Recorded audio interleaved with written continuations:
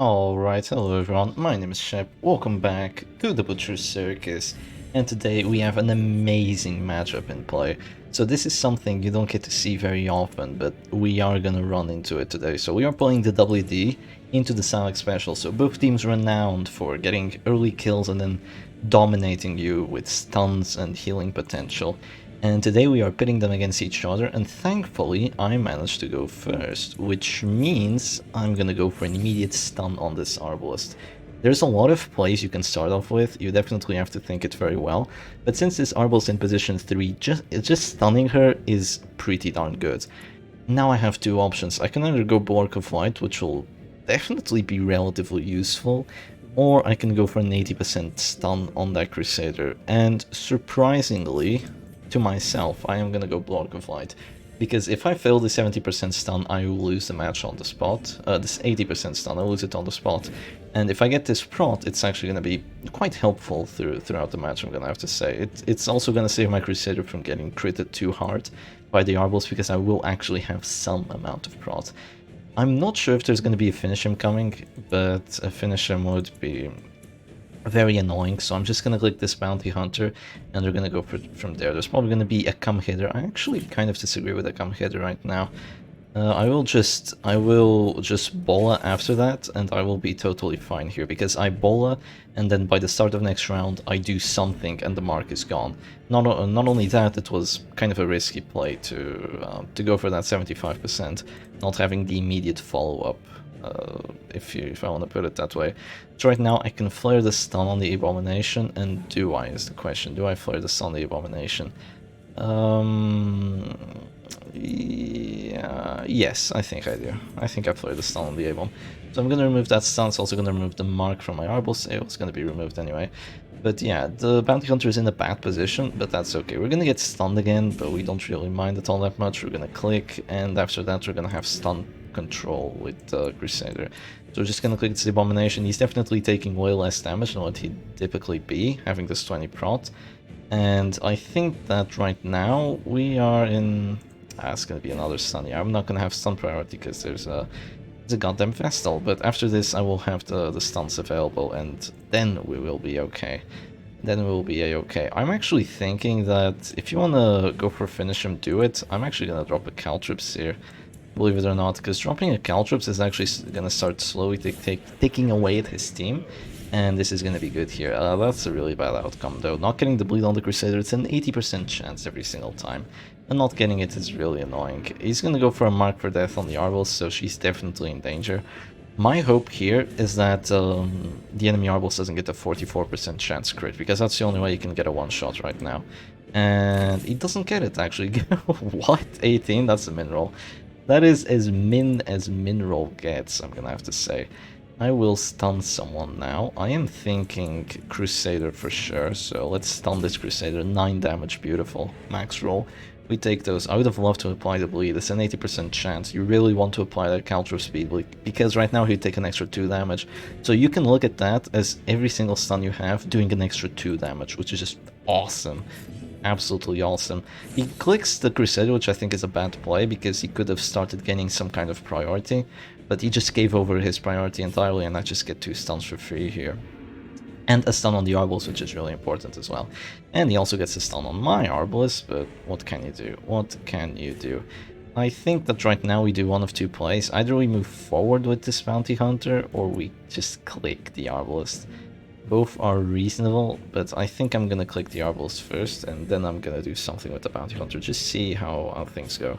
So he's gonna click that Arbalest too, and I will be marked, but by the start of next round I actually go first. Oh, that's lovely.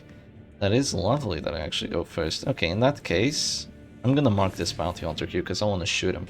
So the thing about these teams is that unlike the Halo comp or unlike other damage teams, they only have one finishing character, which is... that's annoying. They only have the Bounty Hunter as a finishing character, so if you can get him out of the match, you are absolutely winning. So in answering to that, I'm actually going to transform and slam the Bounty Hunter here. I feel like this is the best play I can go for. It's going to do a lot of damage. It's going to put him in the back where he definitely doesn't want to be. He is death blow resist reduced, and my Holy Lance is definitely gonna hurt, and it's probably gonna take him down to 0. And my Arbalist is also relatively safe because there's no sniper shots either, so he might move forward here. If he clicks the Bounty Hunter so quick, that's because he wants to move forward. However, you have failed to consider one thing, which is the fact that Bola, look at that damage, 5 to 9, and it gets a crit because I have Stabilizing Tiller. Plus 50% damage versus marked, plus 5% crit versus marked. Which means that right now I am in the winning spot, I am in the winner's spot. And he's going to be forced to go for heal. He's going to go for Divine Grace, definitely a good play, because now I will be unable to do enough damage with the finish him. Unless I get... Ooh, unless I get lucky. Actually, I have plus damage versus marked, and I don't do enough, of course. If I wasn't dazed, this would have been just beautiful. But since I am dazed, I'm gonna... You know, since the Crusader is dazed, that's just kind of what happens. Hopefully he doesn't get the knockbacks like I did. He gets both of them. No! He gets the knockback on the Bounty Hunter. Oh, that sucks. No, that's so horrible. Oh, that is outrageous, actually. It should honestly be fine because there is still that Mark for Death debuff, and he's probably just gonna heal right now, and it will be okay. Yeah, so he's just gonna heal, and it's gonna be quite meaningless. So he's gonna heal that for 4. And how do we answer to that? Well, we de-transform and go for a stun on that Bounty Hunter. After that, there's probably going to be a big heal, and we go Holy Lance. After the Holy Lance, he's probably going to do another heal, and after that other heal, we're going to be a little bit screwed, but hopefully we have some overall pressure with the Bola being added on, and as long as he's healing, he's also not doing damage to us. So that's obviously quite good. So he's going to go for that. Actually, I have an idea. I'm thinking of dropping a Bola, but the problem is that if I get the knockback, it's going to be horrible.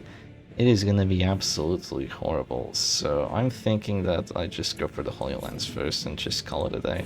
So I'm going to drop it on that Bounty Hunter. I honestly think I should have moved forward with the Bounty Hunter last round, or just dropped to finish him on like the Arbalist. Because it would have overall done more pressure. My Holy Lance was probably going to do like 13 damage anyway. So that was definitely a misplay by me, but it wasn't a huge misplay, so we should be a-okay here. And right now, my Bounty Hunter is... Wow, this is a really bad spot, huh? I have an idea, and this idea consists of me just moving back to positions, because it's very unlikely that the Arbalist actually knocks the Abomination back, because he has 65 move res right now. Oh, he's actually gonna flare. Oh, I'm surprised. I guess he wants to keep that Bounty Hunter action. I could go for Come Hither. If I roll for 3, he's gonna drop down to 0, but then my Bounty Hunter is still out of position. So I'm gonna move forward 2 positions here and hopefully just get this going. So look how it's round 5 and there's still no kills. This is very uncharacteristic for damage teams playing against each other, but that's kind of just what happens when no, for damage teams playing at all, but when it's damage teams playing against each other, they're all like, it's like a thumb war where they're trying to pin each other down. And as of right now, who's pinning each other down the best? I think I'm gonna have to start going for heals now, probably with the Arbalist first, right?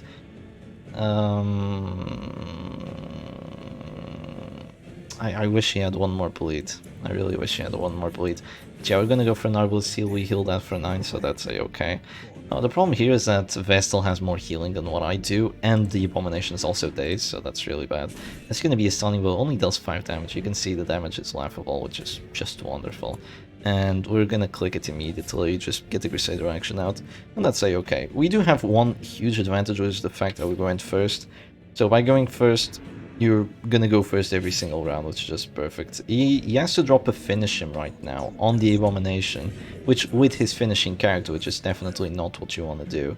And I think that there's 2 kinds of plays I could go for. Either I hit this Arbalist, or I hit the Bounty Hunter. If I hit the Bounty Hunter, there's just gonna be another heal, and well, we're just gonna keep going from there. But if I hit this Arbalist, things could turn out okay for me, but sadly I don't really do that much damage. That's alright. He might go for a stun on my A-bomb, and he is gonna go for a stun on the A-bomb. Doesn't get the death blow, thankfully. Maybe I should have gone for a hit on the BH. Yeah, maybe I should have done that, but the thing is, if he does want to go for a Bounty Hunter kill, he's... Wow, that's surprising. Why not Bola? Why not Bola? Actually, think about it. This could be important. Why did he not want to Bola that? I guess he wants to keep my Abomination position 3, but that doesn't make sense. Why does he want to keep the Abomination position 3? That's really weird. That is quite weird indeed. Well, I have an interesting play here that I want to do. A very interesting play. But I think that the best thing I can do right now is probably just go for an absolution. Just heal myself. You have a 12% crit chance, so if you heal for 26 right there, you win the match on the spot because both his characters are down to almost 0. Could you imagine if I had Caltrops taking on this Crusader, by the way? I don't say any other, don't say any more words about it, because that's just what's happening here. I'm thinking of flaring this. I am thinking of flaring this because I do want my Bounty Hunter action for this turn, so I'm gonna do it. If he wants to go for another stun, then so be it. But then he won't have that much healing left. Oh no, he's gonna go Sniper Shot. Oh, on the Abomination actually. Well, I can just heal that. And it comes with the double value of healing myself as well, so I'm kind of totally countering the stun. And I wish I would be doing damage on that Crusader with the bleed, but stop complaining about it, it's like 4 times by now, Shep. Yeah, it's okay, we didn't get to bleed. Things have turned out well for us, we have gotten the first round action, so that's good. Actually, fun fact, Dazzling Light could do 4 damage, but only with a crit, so it would be unlikely. Oh my god, if I roll for enough, I win the match. Nah, one off. If I rolled for enough, I would have won the match, because then I could have just gone finish him and GG. But sadly, that's not what's happening here. We get a resist though, which is kind of good, I'm gonna have to say. Do I do... I have an interesting idea, actually. It's so funny. I'm gonna drop a B-Spile here, because that's gonna bring the Bounty Hunter down to 0. It's gonna give me a riposte, so no more focusing the Abomination. And it's also gonna make it so the Arbalist does drop down to 0 after she acts, which is good. So he's gonna go for the Divine Grace. That means that he's gonna have to manually heal the Arbalist as well. And now that he's done that, I'm gonna go for a Sniper Shot and... Come on. Really? 11 to 20 and I don't do enough? I mean, the bleed is coming in clutch, but...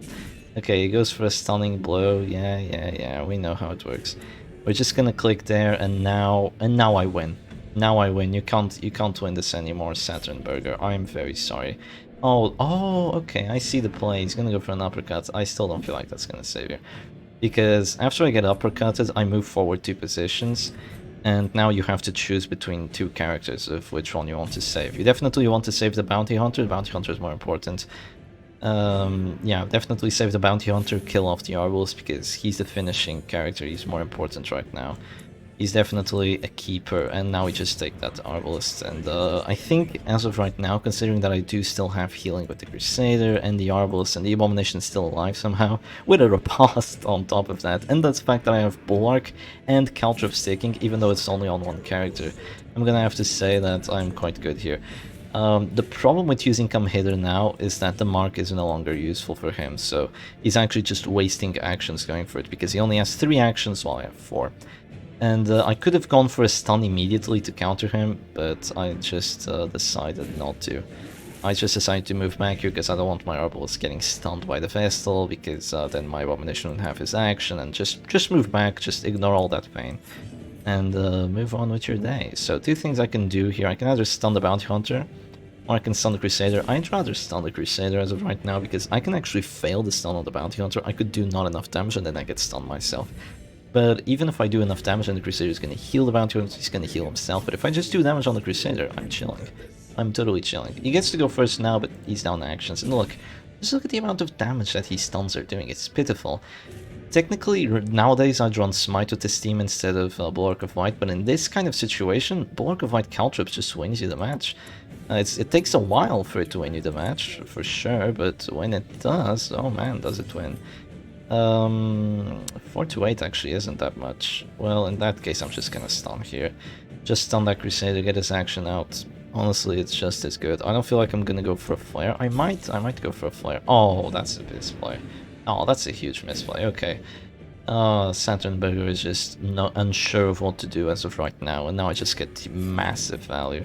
I just flare 2 stuns away, and that's probably going to be a surrender right now after that happens, because there's no way for them to win anymore.